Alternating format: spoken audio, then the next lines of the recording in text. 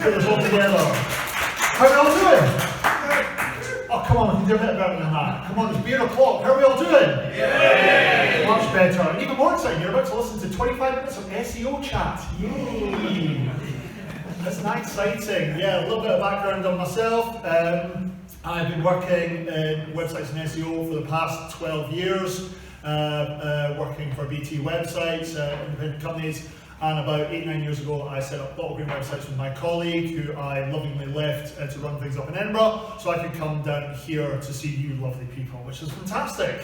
Love living down in Kent. So I really just want to give you a little bit of a whistle-stop tour of on-page and off-page optimization, and really just a couple of do's and do-nots, and hopefully not pointing at the bloomingly obvious to absolutely everybody, trying to teach you how to suck eggs.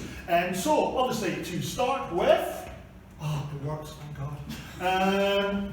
What is on-page optimization, OPO? So basically it's the service and practice of manipulating the content on your physical website, so allowing the Google algorithms to read and understand what it is that you do, what your services are, what your products are, and with a bit of luck, get you much further up the rankings. So nice and straightforward. There is of course unseen optimization. So this is the stuff that kind of happens in the background of your site, and not necessarily what a front page user is going to be able to see, but this is where your Google crawl bots and all that are going to be starting to look at what it is you're doing, what you're presenting, why you want to be found.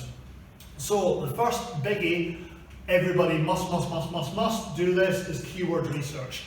If anybody says, oh yeah, I've got stuff on my website, oh, I just guessed what people should be searching for, never, ever listen to those people. It is absolutely terrible. Yes, we all have a rough, good idea of what we should be thinking about, but sometimes we can be a little bit too close to our own products or services to kind of see the wood for the trees, really. You're an expert in your field, don't doubt that for a second, but how would somebody who's maybe using your services for the first time and maybe only thinks about you a couple of times a year, what are they searching for?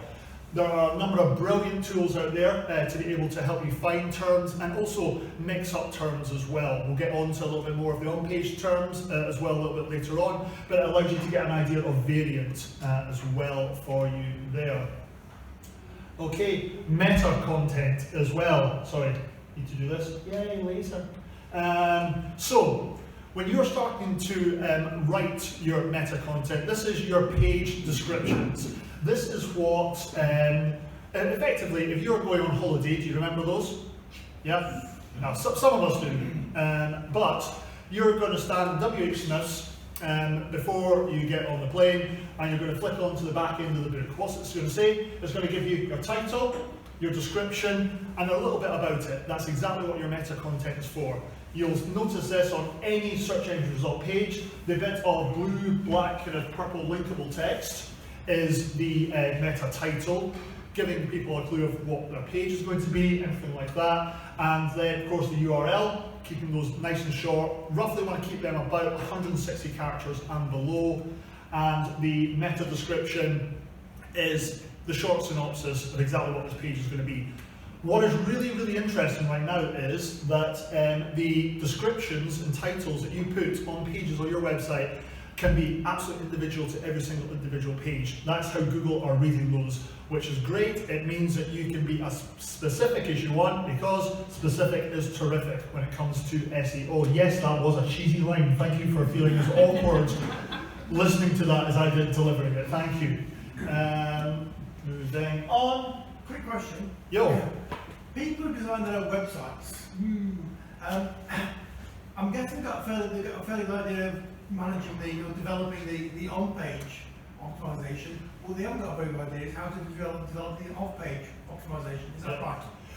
Yeah, that can certainly be a case of it. There is always going to be a lot of advice out there, which there is absolutely fantastic for. I will be going on to the off-page optimization stuff. I'm just trying to work out. Obviously, the privateers who think it's too expensive developing their websites and do it themselves. What are they missing out on? Well, exactly what we're going through. Right. No, really good question. I always think of SEO as a bit of a rich tapestry. There are many things that you need to kind of do. You're not just going to be able to sit there and go, oh yes, I've done all my keyword research, that's absolutely fantastic, that's me, I'm all sorted. There are a number of different elements to kind of go through, so what we're looking at here. This is a bit more of an advanced one. This is your rich snippet data. You might notice this on a couple of search and result pages when it comes to maybe booking flights or holidays, or maybe even just kind of buying a pair of jeans, something like that. It starts to kind of break into a little bit more description, so you can see things like images being embedded, a little bit more of the way in the details. So you can actually see here that you can hide things like titles, cooking time, bits of information that again open the door a little bit more for Google to understand what it is you're talking about on your page. The more you do this type of thing, the better it is for Google to understand. And they're going to say, hey, this is a really good guy, he knows what he's talking about, we're going to reward him with a better search engine result ranking for us here. Moving on, now a little bit easier, the visible side of things. So surprise, surprise, this is the content that you're actually looking to embed onto your website from your previous keyword research there. So first things first are your headers. Don't go nuts on your headers. Don't think, oh yeah, I've put 8 header ones on my page. That's just going to confuse Google. Google do not like being confused. I think it's a fair way to say. Good way to think about this is you're back at uni and you're writing your paper. Great setting for it. I want to say that makes a lot of sense. Your header 1 is your title. What's this essay going to be about? Your header 2 is your opening statement to say, in this paper or on this page, we're going to be discussing blah, blah, blah, or this is the information you want to know. And header 3 is key information that you want the end user to come away with. That is what you really should be using your headers for. Don't go nuts. And you might even see, for example, if somebody maybe got a WordPress site, there are header 4, header 5, header 6, 7, 8, 9, blah, blah, blah, all the way down. 1, 2, and 3 are all you really need to worry about there for you guys. Now, we touched on content earlier. Content is still very, very much king when it comes to Google. Yes, we are all very lazy and people out there, I'm trying to think what the actual word was, but I'm absolutely freezing. We want the information now, now, now. So when I say to somebody, a page of content really has to be at least 500 words, there's a lot of scoffing in there, and I absolutely get that, because nobody goes onto a website to read 500 words, unless it is a really detailed point-by-point description of what you should be doing to not get blown up by your boiler. That would be absolutely fine. However, you're not necessarily writing this content for the end user. However crazy that sounds, you're really writing it for Google to show this is a person who's got great knowledge, this person knows what they're talking about, I'm going to reward them with better ranking. That's what it comes down to. Now, we did touch obviously on the wording earlier. Keyword research, still very much key for that. You do not want to just use the same word over and over again. If I was to sit here and say, okay, my good friend Stuart here today, and he runs a website that is all about car reviews. So, if he was to say, my name's Stuart and I do the best car reviews, and my best car reviews are the best car reviews, and all my best car reviews can be found on this best car review website, it's going to sound a bit mental. And that's exactly how it's going to come across. Google are going to look at that and say, that's spamming, that's crazy, there's no value or anything like that to this. So make sure you are varying up your words as if you're sat down having a coffee with someone and having a conversation. Images as well, make sure you're titling up your images. Make sure that you are giving a decent description as to what is on this page. The Google algorithms are great. However, if I was to say that this can of Razor Wire Tropical is actually a minibus, then Google might as well just say, oh yeah, that's an image of a minibus.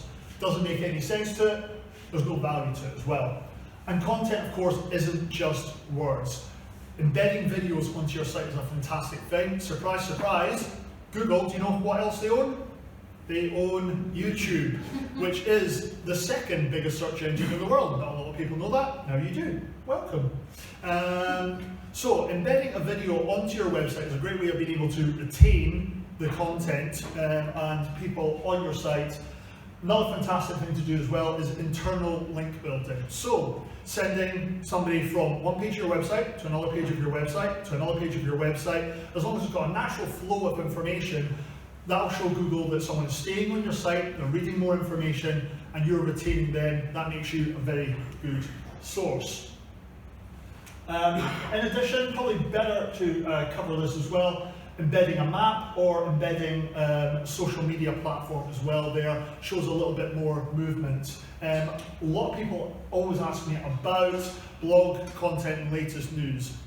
Those are fantastic things. It shows your site has always been developed. It's showing that you're always putting new content onto your website as well, which is brilliant. Google understands that you are not going to kind of update your general services, your homepage or about page on a regular basis, because there's not a lot of your business that's going to develop that swiftly over time. So if you can say a latest news, which is a blog about maybe a new product, a satisfied customer, a new service that you're offering, something like that is absolutely brilliant. So keep your blog content writing. You want to do at least one a month. Please don't throw anything at me. I know no one's got time for that nonsense, but it is definitely worth thinking about. Superb. So that's kind of a bit of a whistle-stop tour for on-page optimization. I'm more than happy to share this information out with everybody from Code Harbor later on. But the key kind of giveaways for are make sure that you've got descriptions in your tag titles, make sure you're categorizing your images as well. Linking back to your category pages is really important as well. Sorry, I'm just a little bit conscious of time because I do love to waffle on a little bit. Sorry, good point. Has anyone got any brief questions about on-page optimization before I shift on? Fantastic, I was that good. Nobody had any questions. Brilliant. Alright, so, really straightforward. We've done the off-page.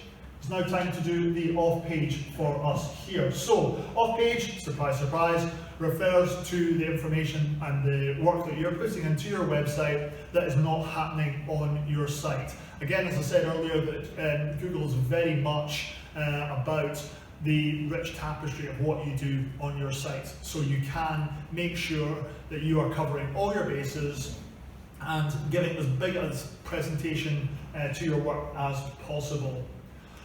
Oh, the dreaded one that everybody always asks about, link building. Now, link building is the process of making sure that you have got websites linking back towards you to help build your online authority. A link coming back to your website is basically like a digital thumbs up. For example, if somebody asks me, oh, do you know a really good coder and developer? I'm going to say, yes, I know Alex. She's absolutely fantastic. You want to work with her. That is a good thumbs up. That is something that you'd want to kind of link back to, so it's something you can put some trust in. That link building is that for a website. So, a little bit about this, it's called Pagerank, after one of Google's founders, Larry Page, for there. And if you can see all these different spheres down here, I say spheres because I don't want to say balls really loudly. We imagine each one of these ones is a website in its own right. So you've got the little guys down here who are all kind of shooting off their links into the slightly larger one. This is somebody building up their domain authority from smaller sources. Whereas if you look at the big guy here, sphere B, linking to sphere C, you can see because they've got a great domain authority, that immediately feeds into the other guy a little bit easier. So, surprise, surprise, you do want to get bigger fish linking back towards you. So this is the difference between your inbound and your outbound links for you there. No surprise whatsoever, it's very much quality over quantity. For it. So, if you're thinking about, right, who can link back to me? Yeah, there's some great directories out there. Getting into local directories is fantastic. But if you are, say for example, a plumber, and you can get a link back from, say, somebody like British Gas, or a link back from a local merchant, or a link back from the water supplier, something like that. That's a brilliant way of Google kind of saying, oh, this person knows what they're talking about. They've got good partners. They've got good links. This makes a lot of sense. So I'll tell you, I'm going to say a fantastic story, if I may, so I've got 2 seconds here for this one. There's still a lot of link building and spamming that goes on out there. I have a client based up in Edinburgh who runs very high-end property, and he will not basically sell a house that's under probably about £500,000, absolutely fantastic. Doing some link check work for him not that long ago, I discovered for him there was quite a few spammy links, so I called him up to say, this is a bit unusual, what's happened? Oh yes, I paid someone to stick a load of links for the site. That's fantastic. It's like, that's great. Do you have a lot of influence in the gay nightclub scene in Miami? And he went, no. It's like, that's where a lot of your links are coming back from. So they, of course, were not of quality. I then had to obviously report this to Google to say, yeah, this is spam, please remove them, please ignore them. Lots of fun, but he kind of basically spent money for something that really wasn't of any value at all. So there's always going to be good linking. Make sure that you are linking with, that's not on the button I meant. There we go. Yeah, please remember that linking with good business partners and clients and vendors always makes a lot of sense. For example, myself's website and Alex's website linking makes a lot of sense. But for example, if I was to maybe link with Stuart's website that does cars, well, he does SEO, he does cars, Google might not necessarily see where the correlation is between that as well. There are a lot of really good legitimate business directories, local directories out there worth exploring as well. And something else that you'll see a lot of is people writing papers, writing blogs and linking back to and fro you as well. Certainly worth it. If you can, getting links back from an educational site, so a .edu site for a school or a college or anything like that, or a charitable organisation would be very good for you as well, because Google understands that, surprise, surprise, not everybody can own these URLs. So therefore it's a good kind of tick in the box. So if you've got a supplier that's a charity or a school, education authority, that is absolutely fantastic.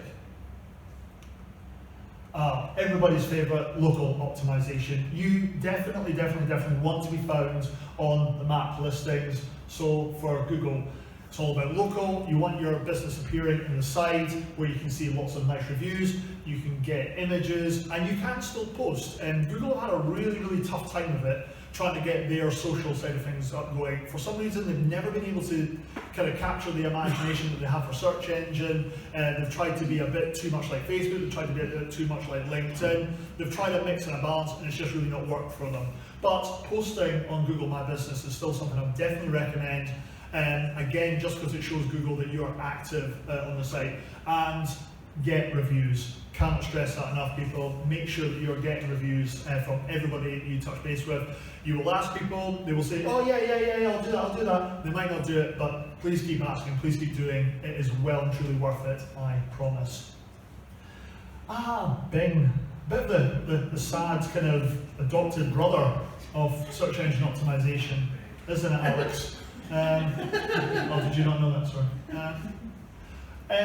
Funny, a couple of months ago, Google went down on a Friday afternoon and Bing became the #1 search engine in the world, and the top search was, what's wrong with Google? that is, I wish I made that up, that is absolutely fantastic. But Bing Places is still free. You can still make sure that you've got your business all set up. You can actually sync it with Google as well, so anytime you update your opening hours or put a new picture on or something like that, it will actually go over to it. And there's a lot of people out there that get a new computer or tablet, some kind of device, and don't necessarily know that they can use whatever browser search engine that they want. So the one for Bing might actually just be the first one that kind of comes up before them as well. And same kind of difference as well for Yahoo as well as Apple Maps as well. You get yourself set up and verified on them, rare and easy, but certainly well and truly worth doing. Social media, not something that I really get involved with, but definitely worth doing as well. There are loads and loads of things out there that you can build up. A lot of people find it a lot easier to do social media than they do updating their website. Makes a lot of sense. But you want to be able to make sure that that is embedded in your website. You can put a Twitter, a LinkedIn, Facebook and Instagram feed onto your site, depending on what type of business you are. Yes, you can have as many of these as possible, but really think about your business and think about your clients. What type of social media are they using? For example, if you are an undertaker, it might not be something that people are wanting to do socially or take lots of pictures of for maybe obvious reasons. So think about how your online market are responding to that. And again, just kind of really making sure that you're getting a lot of reviews. There's a lot of good ones out there. Remember Yelp, Which, Trustpilot, TripAdvisor. If you're a restaurant, there's things like OpenTable. Well, absolutely brilliant to get reviews on there. And kind of that's it, guys. Very much a whistle-stop tour. Off-page optimization, so many things to consider, but definitely worth looking at. And thank you very much for listening. Please, are there any questions?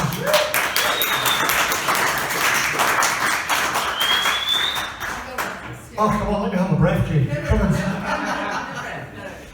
Thank you so much. I was very entertained. This is Acapulco all over again.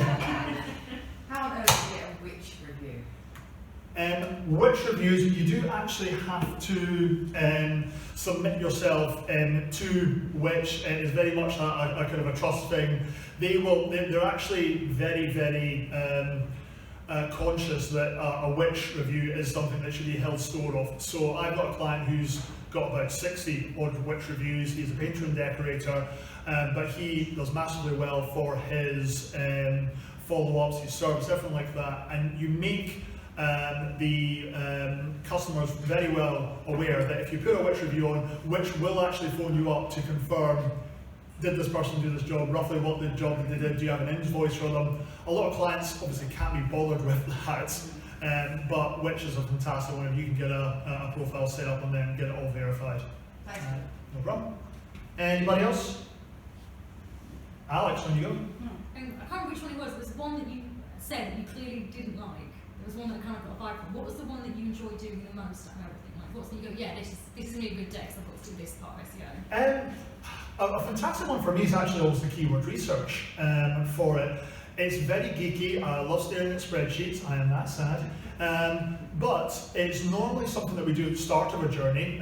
Being able to work with a client, you'd be amazed how many times they go, oh my goodness, I didn't think to call it that. Is that what people are searching for? You can physically show them the data, the details, so it can give them a totally different way to look at their website, to look at how they market their own business, and even actually develop new content as well. Sometimes even being able to vary what they do. Our client I was working with today, he does safes. So he will crack your safe, he will move your safe, but we were able to do things like document safe, gun safe, money vault, and develop his content throughout that, because different searchers think different ways, and we want to all be very direct nowadays as well. So if I do have a document safe, that I'm going to put that in, I might not necessarily just type safe or vault or anything like that. So no, that's always a really kind of interesting way to start the SEO journey. Thank you. Yeah, there you go. How does page speed factor into it all? Because it's something that a lot of our developers are obsessed with, getting a really good page speed. Yeah, very much so. I think on average you get about 3 seconds on to grab someone's attention.